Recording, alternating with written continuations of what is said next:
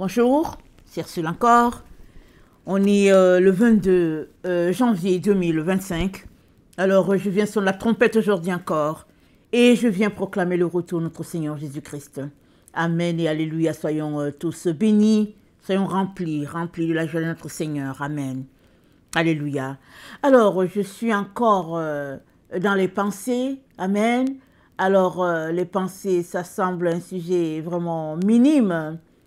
Mais au fait, la pensée, c'est ce qui dirige notre vie. Parce que la pensée, au fait, c'est comme une trajectoire. Amen. Alors, une pensée, n'est-ce pas, elle est comme cette balle-là, amen, que vous lancez, et puis, elle va dans une direction. Alors, supposons que c'est une balle, n'est-ce pas, supposons que c'est un frisbee, voilà. Alors, si on prend la pensée comme un frisbee, alors on lance le frisbee, pardon, et le frisbee, n'est-ce pas, prend une courbe et il atterrit quelque part. Et puis bon, ceux qui se connaissent, n'est-ce pas, dans ce jeu-là vont dire quelle est la distance parcourue et puis quelles sont les fautes qui sont rattachées, n'est-ce pas, au lancement du frisbee. Alors la pensée, elle est comme ça. On ne s'y arrête pas, n'est-ce pas, pour réfléchir. Mais la pensée, elle est très très importante parce que elle finit toujours par accomplir ce pourquoi elle est sortie. Et ça, c'est la parole de notre Dieu. On la voit dans, dans Ésaïe. Dans Ésaïe 55, le verset 11. Voilà ce que nous dit notre Dieu. Ésaïe 55, le verset 11. Et ça dit, « Ainsi, c'est l'Éternel qui parle, en est-il de ma parole qui sort de ma bouche? Elle ne retourne point à moi sans effet, sans avoir exécuté ma volonté et accompli mes desseins. » Amen. Donc la parole de Dieu, quand elle sort, Dieu dit, elle ne revient pas tant qu'elle n'a pas exécuté ce pourquoi elle a été envoyée. Donc la parole est un messager. Amen.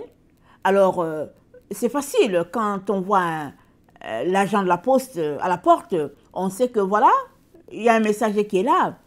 N'est-ce pas? C'est facile. Et dans le passé, n'est-ce pas, les gens, quand la poste, tout ça n'était pas encore inventé pour des messages, ils mettaient des messages dans les bouteilles et puis ils laissaient ça flotter en mer. Et puis bon, voilà, ça partait. Et puis dans les peuples, n'est-ce pas, primitifs, alors c'est souvent des tam-tams. Et le bruit du tam-tam envoie le message. Comme quoi, voilà, il y a un message codé qui est là. Soit il y a une naissance, soit il y a une fête, soit il y a un décès. Et souvent le type de chanson, n'est-ce pas, envoie un message. Tout ça, c'est dans la pensée. La pensée, n'est-ce pas, elle est vraiment un messager très très puissant.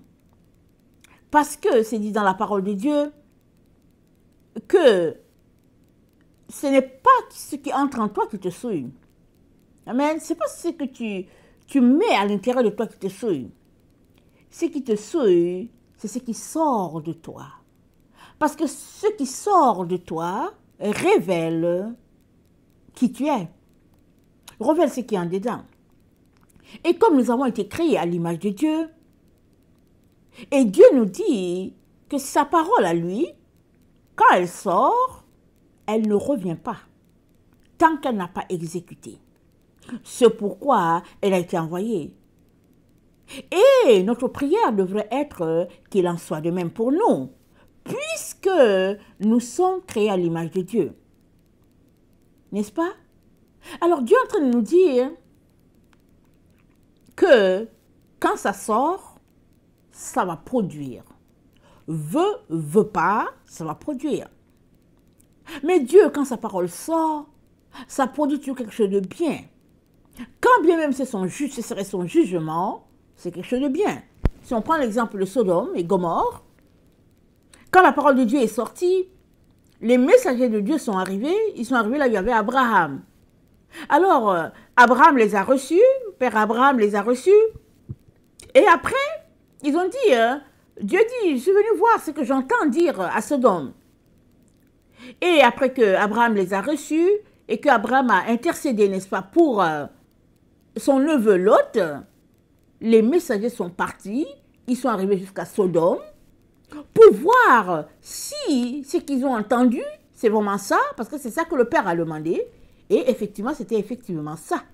Parce que quand ils sont arrivés, les habitants de Sodome ne les ont pas reçus, et c'est Lot qui les a reçus. Alléluia, amen.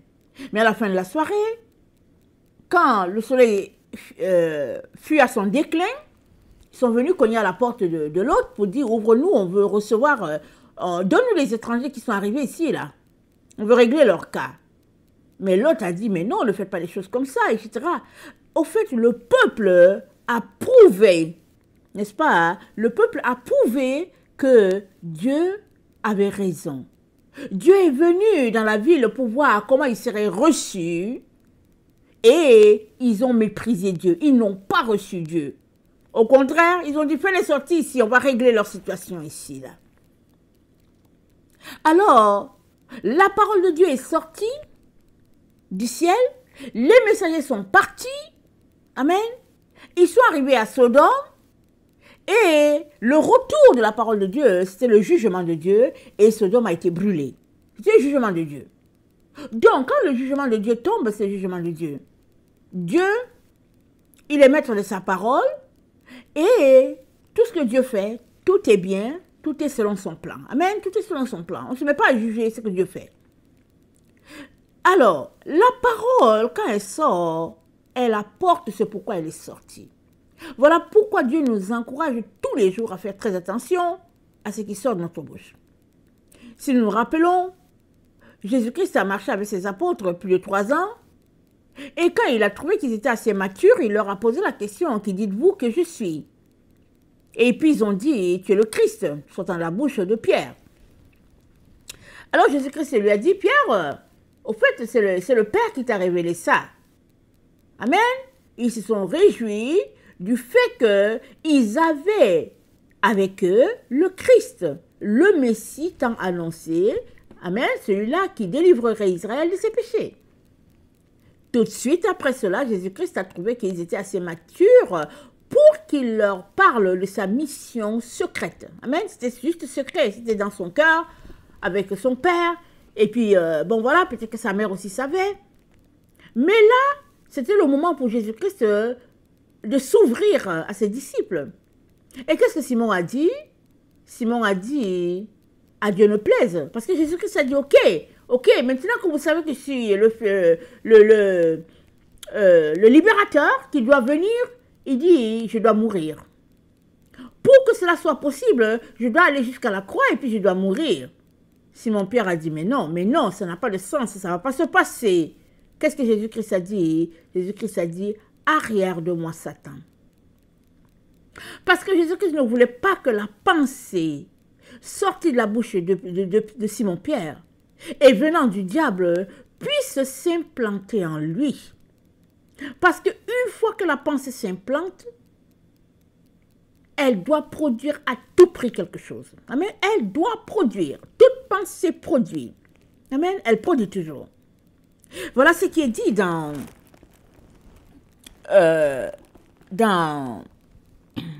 excusez-moi, dans 4 Esdras 7, c'est dit, attendez, donnez-moi, je vais lire ce que les notes que j'ai prises. Alors, dans 4 Esdras 7, au verset 72, amen, c'est dit, la pensée grandit avec nous. Ainsi, ceux qui demeurent sur la terre seront suppliciés parce que tout en possédant la pensée, ils ont commis l'iniquité.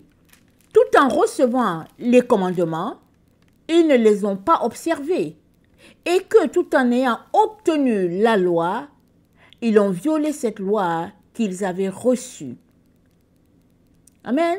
La pensée, amen, la pensée grandit avec nous. Amen. Et dans 4 Esdras, toujours le verset 7, au verset 64, c'est dit, mais en réalité, la pensée se développe avec nous. Et c'est pourquoi nous sommes à la torture, puisque c'est en pleine conscience que nous périssons. La pensée se développe avec nous. La seule manière pour que la pensée ne te suive pas, c'est que tu puisses la rejeter, comme Jésus-Christ a rejeté la pensée de Pierre. Alors, souvent, on peut s'arrêter pour dire que non, mais Jésus-Christ, il est dur. Comment est-ce qu'il peut parler comme ça à son disciple, etc. On peut s'imaginer toutes sortes de choses. Mais la parole de Jésus-Christ n'avait rien à voir avec Pierre en tant que personne. Jésus-Christ ne voulait tout simplement pas que cette pensée-là s'implante en lui, prenne racine et l'empêche d'arriver à la croix. Parce qu'il est venu accomplir les prophéties. Et il y avait une prophétie du temps de Moïse selon laquelle celui qui est pendu au bois est maudit et c'est le serpent.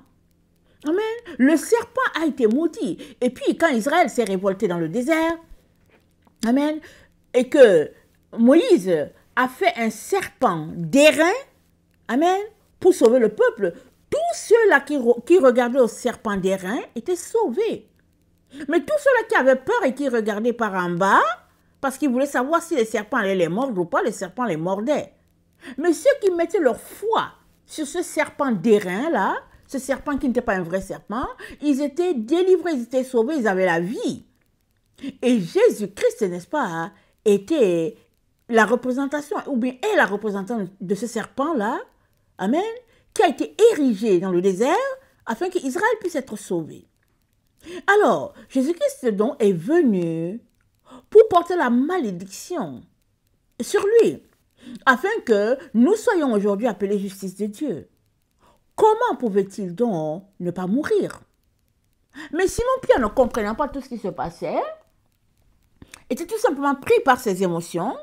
Il venait de découvrir le Messie, celui qui allait délivrer Israël, n'est-ce pas? Simon-Pierre venait d'avoir la révélation profonde. Mais quelle joie! Mais quelle espérance, n'est-ce pas? Et voici que Jésus-Christ ouvre sa bouche et dit non, moi je dois mourir. Et on peut aussi comprendre dans un cas de culture, Simon-Pierre était beaucoup plus âgé que Jésus. Jésus était jeune. Alors, il pouvait penser que bon, peut-être que c'est une parole, n'est-ce pas, juste lancée en l'air. Mais Jésus-Christ ne lançait pas les paroles en l'air. Il disait ce qui était. Il dit, je dis ce que mon Père me dit de dire. Et s'il n'y avait rien à dire, Jésus-Christ ne disait rien. Justement, parce que la pensée, c'est une trajectoire. Amen. Une fois qu'elle sort, elle accomplit ce pourquoi elle a été envoyée. Alors on pourrait s'arrêter en disant, oui, la pensée de Dieu c'est toujours comme ça. Quand Dieu dit quelque chose, ça doit se réaliser. On pourrait s'arrêter juste là. Mais la vérité est que nous avons été créés à l'image de Dieu. Alors, tout ce qui sort de nous, ça s'accomplit. Amen, ça s'accomplit. La seule chose, c'est que ça s'accomplit dans l'erreur. Parce que on dit des choses souvent sans réfléchir.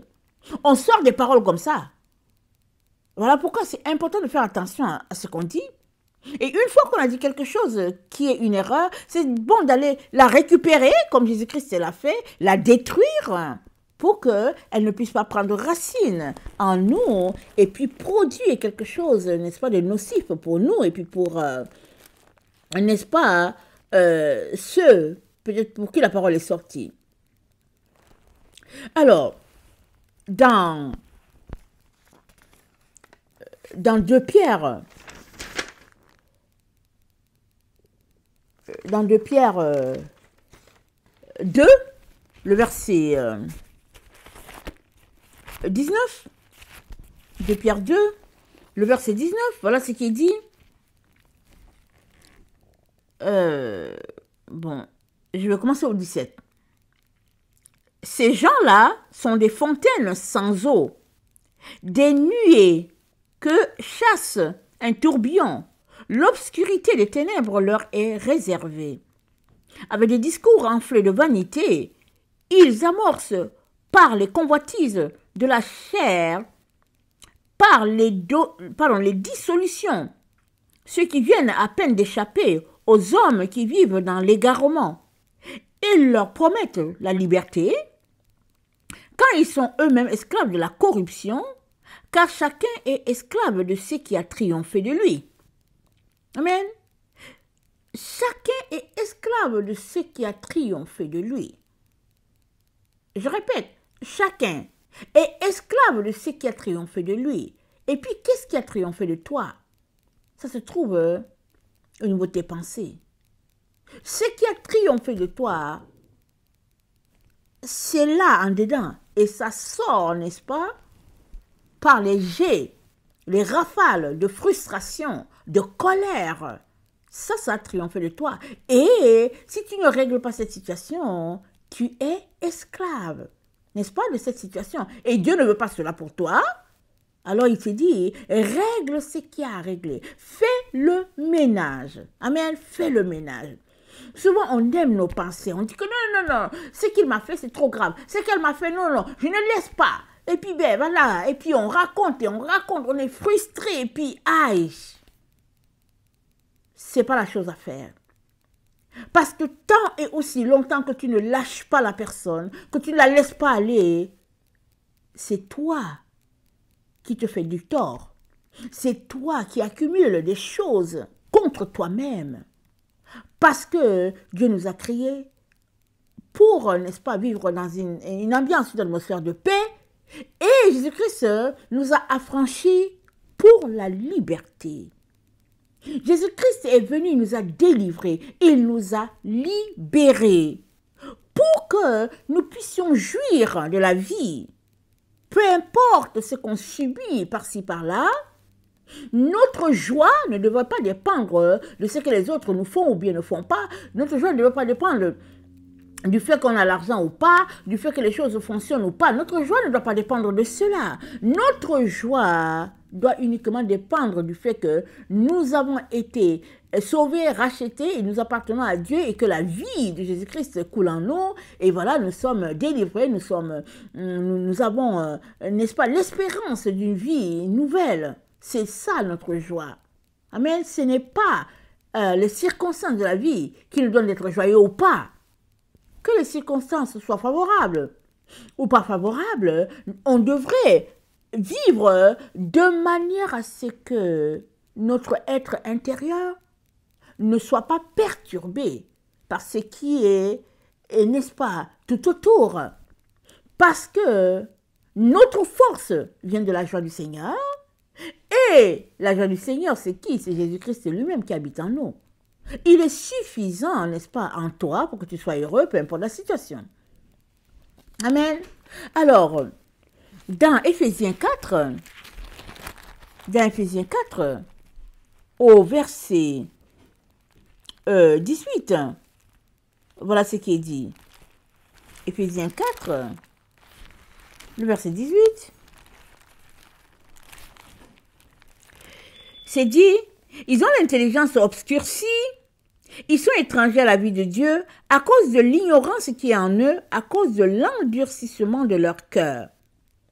L'intelligence obscurcie. C'est quoi l'intelligence?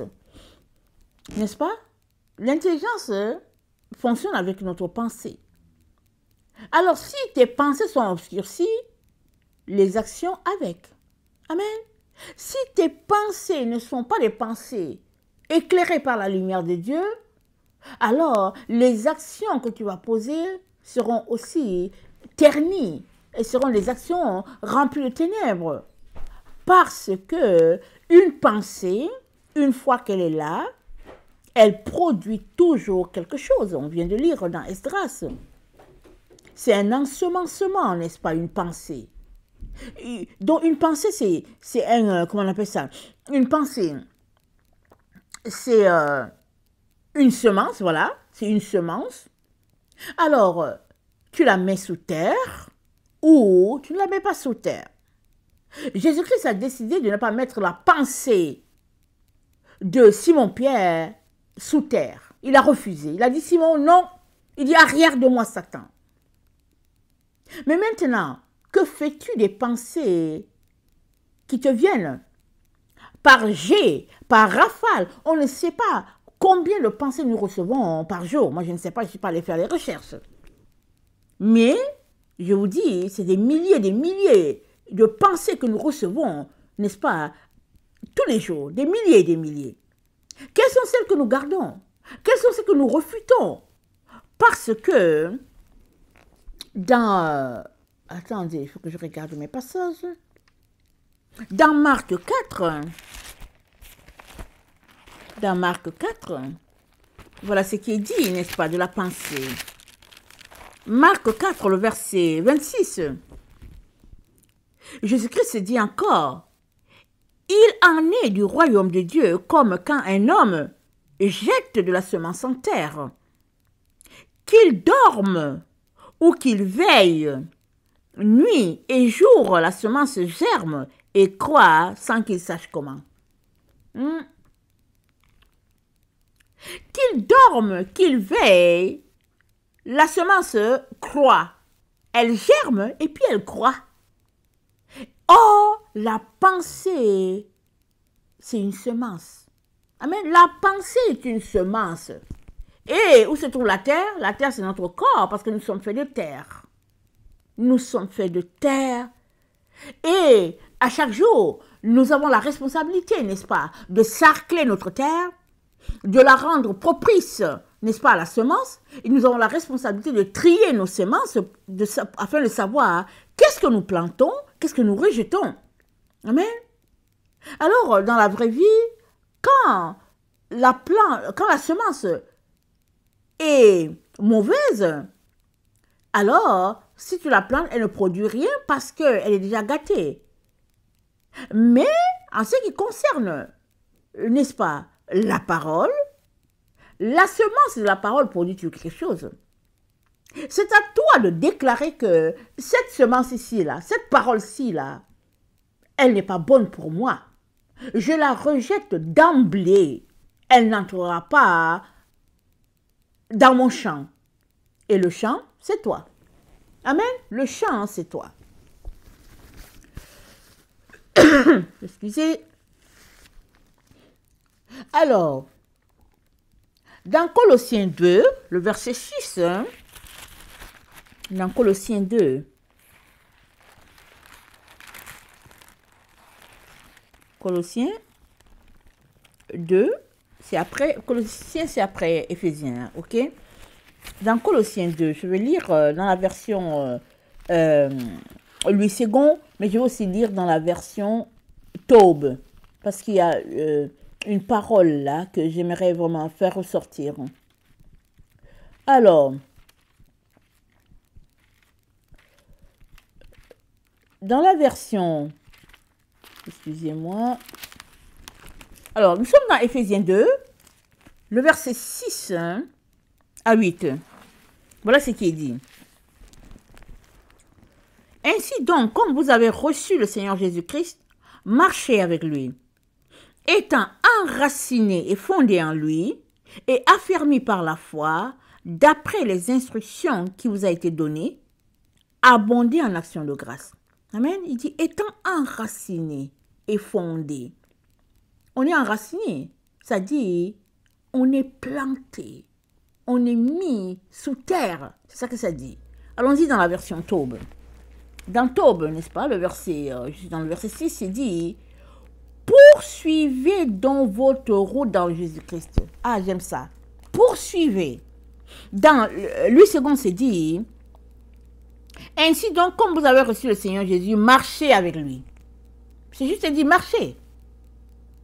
Mais dans la Taube, il y a la notion de, tu as commencé quelque part et tu es en train de poursuivre ta marche parce que tu dois arriver à quelque part. Amen. Et le quelque part où tu dois arriver, c'est ta destination finale.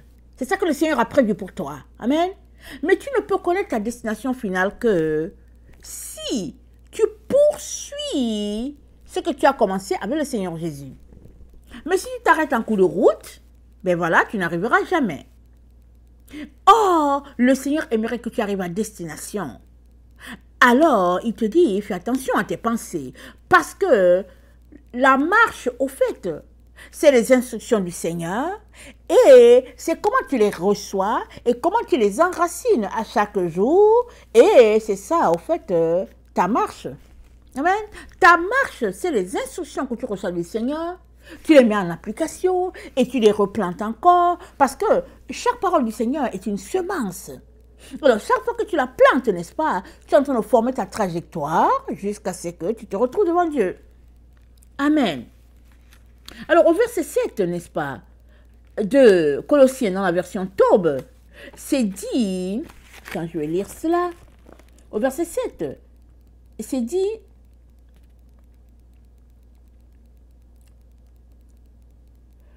attendez, ici, c'est le verset 8, c'est dit, veillez à ce que nul ne vous prenne au piège de la philosophie, cette creuse duperie à l'enseignement de la tradition des hommes, des forces qui régissent l'univers et non plus du Christ. Amen. La philosophie, c'est né avec les Grecs. Amen. Et Paul dit, il dit, ne vous laissez pas prendre au piège de la philosophie. Il dit cette creuse duperie. Amen. Alors, à l'enseignement de la tradition des hommes. Et c'est dit, n'est-ce pas, dans le Colossiens 2 qu'on vient de lire, on lit le verset 6 au verset 8, c'est dit, au verset 7, c'est dit, soyez enracinés et fondés en lui dans la foi, tel qu'on vous l'a enseigné. Amen. Les disciples ont enseigné une manière. Il dit, soyez enracinés.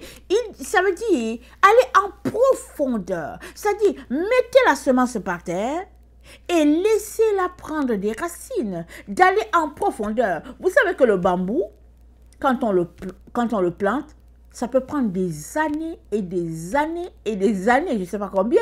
Est-ce que c'est 6 ans? Est-ce que c'est 4 ans? Je ne sais plus. N'est-ce pas? Mais quand on plante le bambou, on a l'impression que, ben voilà, tout est fini et puis il n'y a rien à faire. Mais le bambou prend le temps d'aller en profondeur. En profondeur. Et le jour que tu le vois sortir, c'est parce que en dessous, c'est tellement profond la racine. Là maintenant, le bambou se sent prêt à percer la voûte de la terre afin de s'élever maintenant vers le haut. Et souvent, il y a des plantes pour qui les racines, n'est-ce pas, au sol, sont aussi profondes que la hauteur de la plante ou même beaucoup plus profondes, amen, que la plante elle-même. C'est ça quand Dieu nous dit, dans Ésaïe 11, je pense, il dit, un rejeton sortira d'Isaïe. Amen, un rejeton. Ça dit, la racine d'Isaïe est tellement, tellement, tellement profonde. Et puis ça a duré des générations, des générations, des générations. De telle sorte que le rejeton est venu et il est sorti d'Isaïe. Et il s'agit de notre Seigneur Jésus-Christ. Et la racine de cela, amen, ce que David a planté, amen, la racine, ça a eu le temps d'aller en profondeur, en profondeur, en profondeur. Et finalement, Jésus-Christ est venu par Judas. Et nous savons que Judas, c'est déjà une prophétie, n'est-ce pas, prononcée par Jacob sur ses enfants. Alors, tout cela pour dire que notre pensée, c'est une semence. Alors, qu'est-ce qu'on va en faire? Et le Seigneur aimerait qu'en ce début d'année, n'est-ce pas, nous changions, n'est-ce pas, ce qui a changé.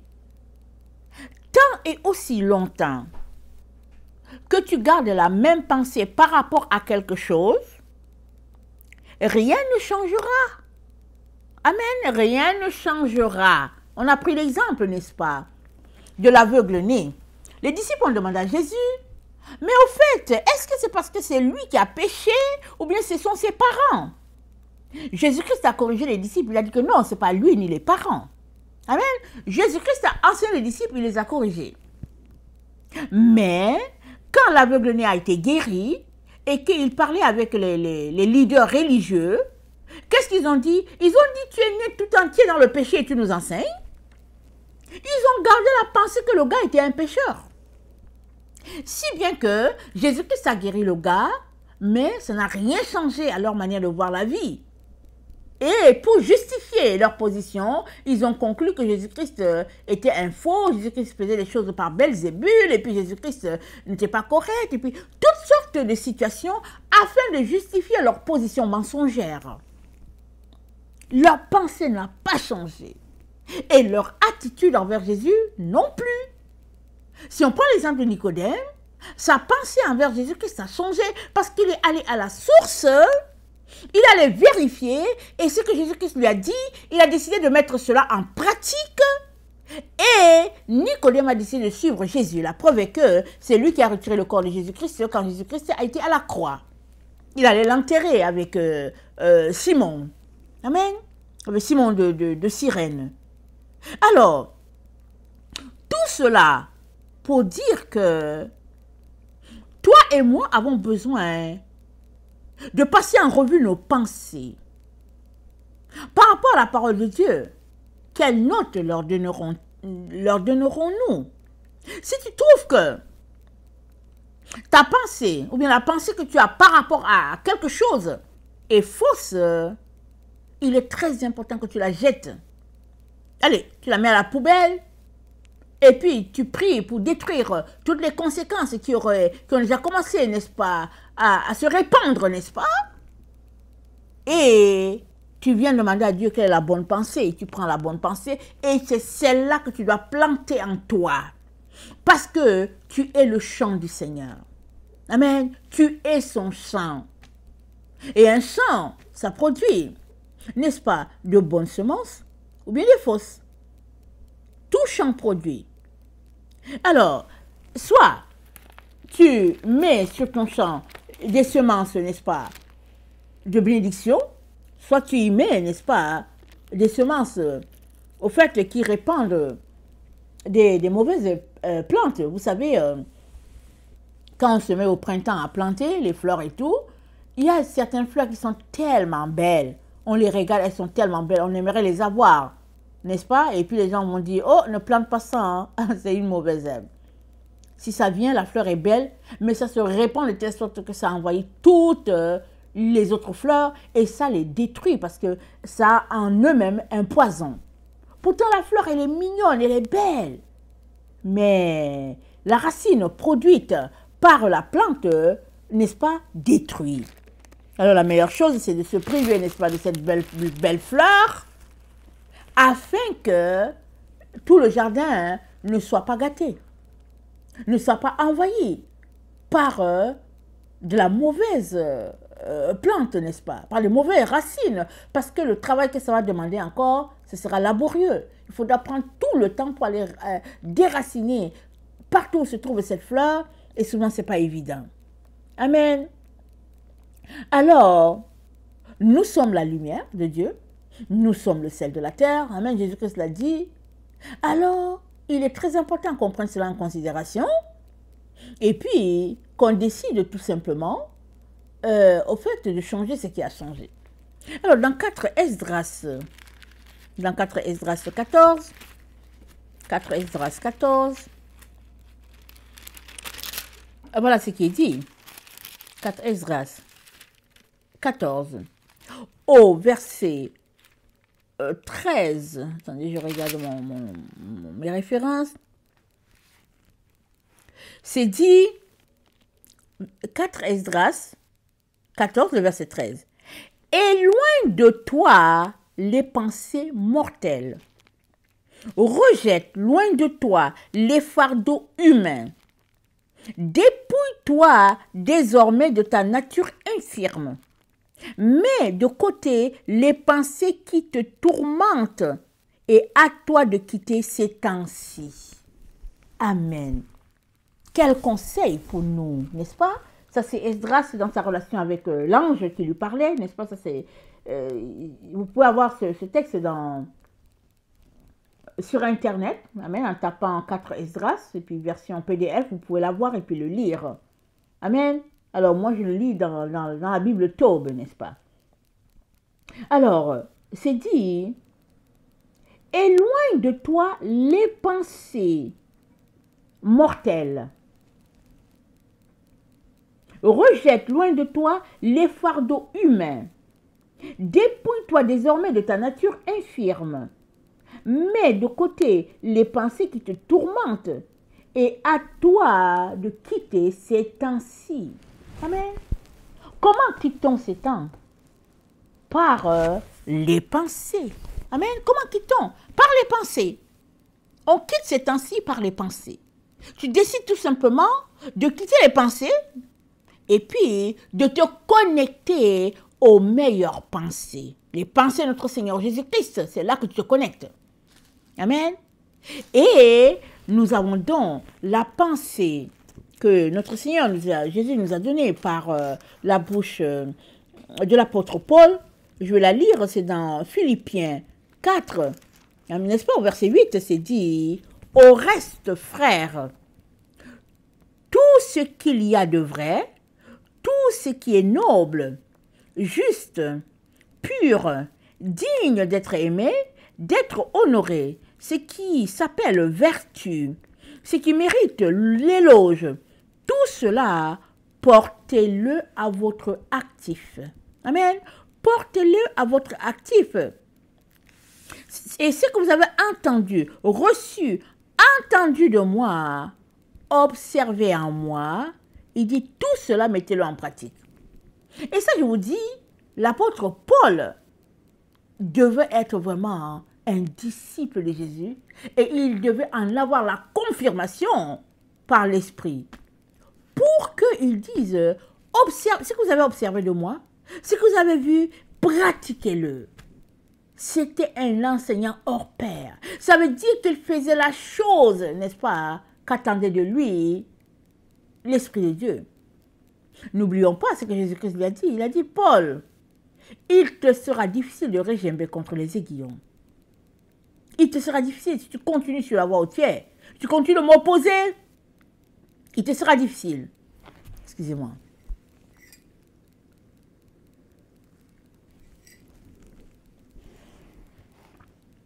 Et Paul nous dit, j'ai lu dans la version Taube, amen. Je vais lire dans la version Louis II aussi. Dans la version Louis II, verset 4, au verset 8, pardon, du chapitre 4 de Philippiens, c'est dit, au reste, que tout ce qui est vrai, tout ce qui est honorable, tout ce qui est juste, tout ce qui est pur, tout ce qui est aimable, tout ce qui mérite l'approbation, tout ce qui est vertueux et digne de louange soit l'objet de vos pensées. Soit l'objet de nos pensées. Ça veut dire que quand quelque chose n'est pas agréable à entendre, c'est mieux de l'éloigner de nos pensées. De ne même pas le dire. Vous savez, souvent, on peut se retrouver à pécher sans le réaliser. Quelqu'un dit quelque chose de déplacé et on vient répéter la parole de l'autre. Et on dit, mais ce n'est pas moi qui l'ai dit, hein. C'est l'autre qui l'a dit, mais moi je le répète seulement. Mais le simple fait que tu répètes la parole de l'autre, tu t'en appropries. Amen, tu t'en appropries. Tu t'en appropries. Il est important de ne pas répéter la parole de l'autre, c'est tout. De ne même pas l'écouter, parce que ce que tu écoutes, ça vient s'emmagasiner au niveau, n'est-ce pas, de la boîte de tes pensées. Voilà pourquoi Jésus-Christ a dit, faites attention à ce que vous entendez. Amen. Il a dit maintes fois, faites attention à ce que vous entendez. On va lire, n'est-ce pas, ce qu'il a dit c'est pas long, c'est juste les paroles, n'est-ce pas, dites aux sept églises. Il dit que celui qui a des oreilles pour entendre, entende ce que l'Esprit dit aux églises. Et il dit, attendez, je vais lire une autre partie où il parle encore d'entendre. Il ne fait que dire que celui qui a des oreilles pour entendre, entende. Alors, notre écoute est très importante pour ce qui est de loger une pensée en nous ou de la laisser aller. Alors, qu'entends-tu? Amen. À chaque jour, qu'entends-tu? Entends-tu Dieu te parler? Te dire va dans telle direction et ne va pas dans telle autre? Ou bien, entends-tu la télévision? Qui est-ce que tu entends? Et si tu entends Dieu, est-ce que tu mets cela en pratique? Ça, c'est très important. Si tu l'entends, alléluia, mets donc en pratique ce qu'il te dit. Et si tu entends, n'est-ce pas, Dieu, c'est important de trier ce qui vient de l'extérieur. Parce que ce n'est pas tout ce qui est dans notre monde qui est mauvais. Ce n'est pas tout ce qui est mauvais. Il y a des paroles qui sont bonnes venant de notre environnement. Voilà pourquoi il est important de faire le tri. Qu'est-ce que tu tries et tu prends, et puis qu'est-ce que tu tries et puis tu rejettes? Parce que tout ce que tu mets sous terre va produire, on l'a lu dans Marc, n'est-ce pas? Marc 4, le verset 26. Et puis, tout ce que tu entends, amen, elle va prendre racine. Parce que la parole de Dieu, c'est une semence, et puis toute parole est une semence, et c'est une trajectoire aussi. C'est comme une trajectoire, parce que ça trace, n'est-ce pas? Chaque parole trace la trajectoire de ta vie. Amen, ça trace la trajectoire de ta vie. Voilà pourquoi la vie, elle n'est pas, n'est-ce pas, en ligne droite. En tout cas, Dieu, il écrit ta vie, elle n'est pas en ligne droite. Et pourtant, elle est droite, ta vie, devant Dieu. À la fin, quand tu auras fini ta vie, tu verras que ta vie aura été droite selon le plan que Dieu a tracé pour toi. Amen. Quand tu auras fini. Parce que Dieu est là pour t'aider, n'est-ce pas, à parfaire ce qu'il a mis en toi. Si du moins tu veux marcher selon ses voies. Mais alors qu'il te dirige, n'est-ce pas, il trace la trajectoire de ta vie. Et c'est par les paroles qu'il déclare. À toi de les mettre en pratique ou de ne pas les mettre en pratique. Et nous avons plein d'exemples dans la Bible. Il est donc très important, n'est-ce pas, que nous nous appliquions en ce début d'année 2025 à changer les choses qui sont à changer. La répétition est une vertu. Et je répète que si on ne change pas nos pensées, eh bien, l'année prochaine, on aura les mêmes pensées, mais surtout, on sera en train de poser les mêmes actions. Parce que c'est la pensée qui se développe, amen, et puis elle produit quelque chose. Il y a toujours un output à un input. Ce qui entre va produire. C'est ça que Marc 4 nous dit, le verset 26. Je vous invite à le lire, à méditer, n'est-ce pas? Et à travailler, amen, à notre salut. Avec crainte et tremblement, dit l'apôtre Paul. Et travailler, c'est quoi? C'est prendre le temps devant le Seigneur. C'est, n'est-ce pas, aimer le Seigneur dans tout ce que nous faisons, la louange, la parole, et puis pendant qu'on est avec lui et qu'on apprend à l'aimer, à le découvrir, alors on choisit de laisser certaines choses et puis de s'approprier les autres choses, n'est-ce pas, qui font la joie de notre Dieu. Alors, c'est ça, travailler. Amen. Ne nous limitons pas à ces travaux, à ces travaux où on travaille et puis on nous donne une rémunération, on est payé et puis ben voilà, pour plusieurs c'est ça le travail. Mais pour Dieu, tu travailles à tous les jours. Tu travailles à tous les jours. Que tu le saches ou pas, tu travailles. Maintenant, ton travail, ça peut être la paresse.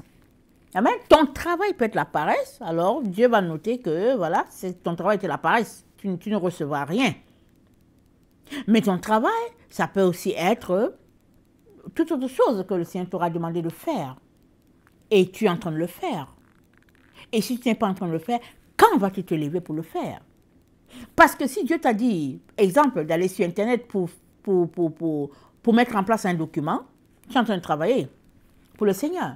Mais si Dieu ne t'a pas dit d'aller sur Internet, et que toi tu es allé, n'est-ce pas, pour te divertir, alors tu n'es pas en train de travailler. Donc le travail, n'est-ce pas, c'est par rapport à notre obéissance à notre Dieu dans ce qu'il nous a demandé. Il est donc très très important que nous changions, amen, ce qui a changé. Que le Seigneur bénisse sa parole, soyez bénis, je vous aime beaucoup, alors que sa gloire se répande, n'est-ce pas, dans nos différentes vies. Amen, alléluia.